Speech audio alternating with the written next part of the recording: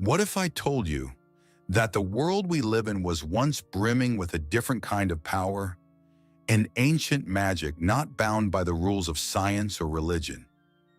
Long before the dominance of organized religion, ancient civilizations, Babylonians, Egyptians, Greeks, believed that the universe was a living entity brimming with hidden forces.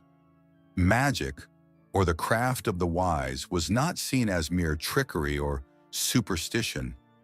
It was a sacred science, a way to align one's will with the divine patterns of the cosmos.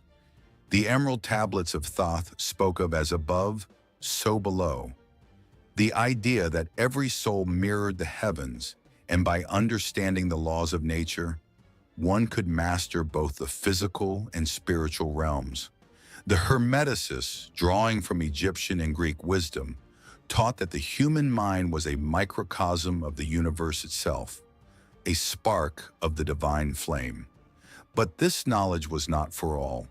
It was veiled, passed down in secret schools known as the mystery schools.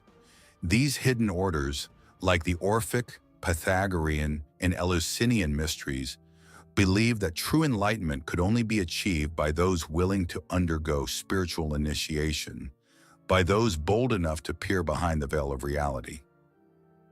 Then came the rise of the early church. At first, Christianity was a persecuted faith, but as it gained political power, especially after Emperor Constantine's conversion in the 4th century, it began reshaping the spiritual landscape.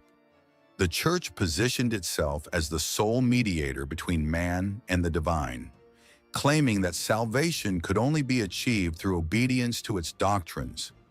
And here lies the hidden tension. Ancient magic offered something dangerous: direct access to spiritual power. It taught that one could commune with higher realms, heal the body through energy work, or even alter reality through will alone, all without the need for priests or intermediaries.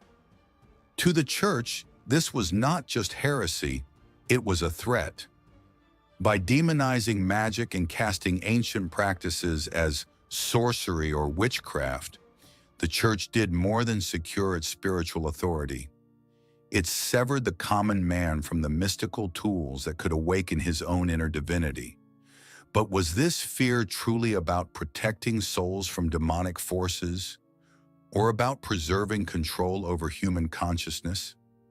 Long before the rise of organized faiths, there existed hidden traditions, rituals that claimed to manipulate the unseen forces of the universe, summon energies from beyond, and awaken the divine spark within. These were not mere illusions or superstitions. To those who practiced them, magic was a sacred science, a bridge between the material and the spiritual, the human and the cosmic. But something happened. As the early church grew in influence, a silent war unfolded, a war not fought with swords, but with ideas and suppression. Ancient scrolls were burned, secret orders were disbanded, and those who dared to preserve these mystical teachings were branded as heretics or witches. The question is, why? Why would the church, an institution built on spiritual authority, go to such great lengths to bury this knowledge? Was it simply a fear of pagan rituals? Or was there something deeper, an understanding that this ancient magic threatened the very foundation of their control? In this video, we will peel back the layers of history, diving into the forbidden arts that once thrived in the shadows: alchemy, divination, and the lost wisdom of the Hermetic tradition. We'll explore the hidden truths behind why this magic was outlawed, and whether its secrets still pulse beneath the surface of our reality today.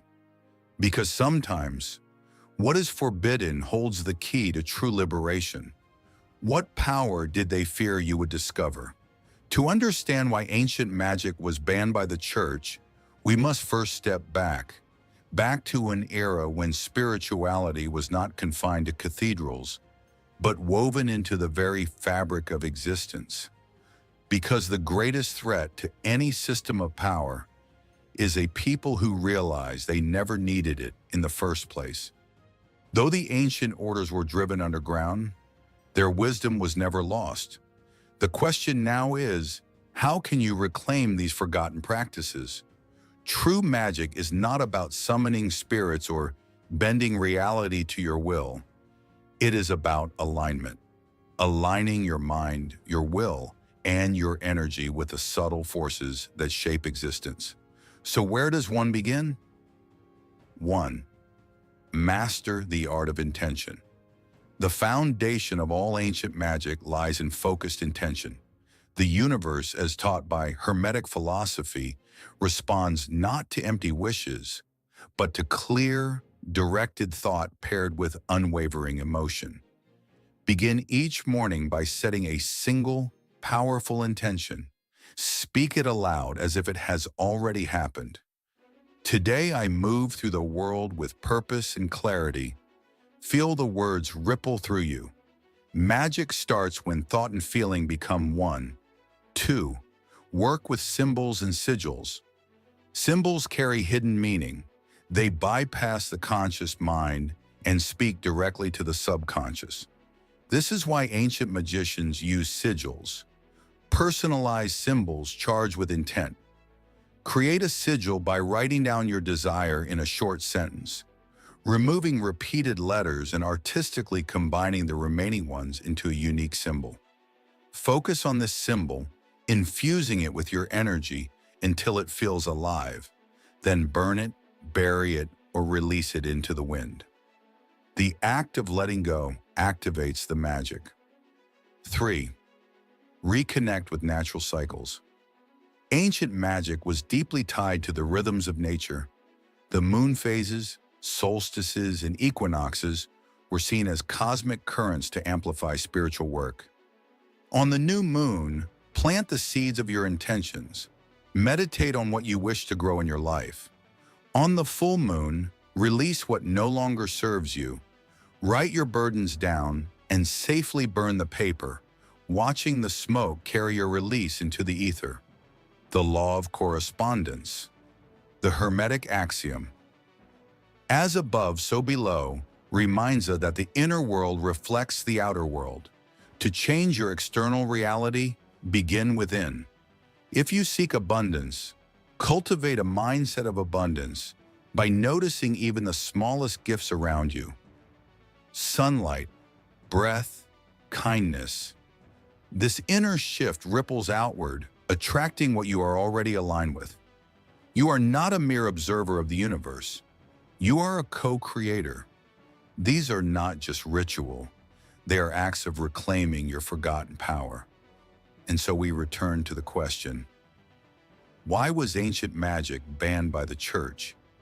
It was not because it was evil, but because it was liberating. Ancient magic taught that you are not a prisoner of fate, nor bound by the limits imposed by others.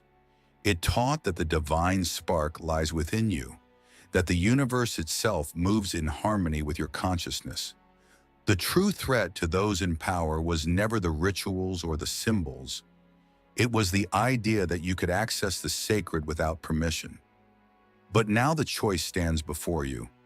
Will you continue to look outward for answers, or will you dare to look within, to awaken the ancient magic that still sleeps in your soul?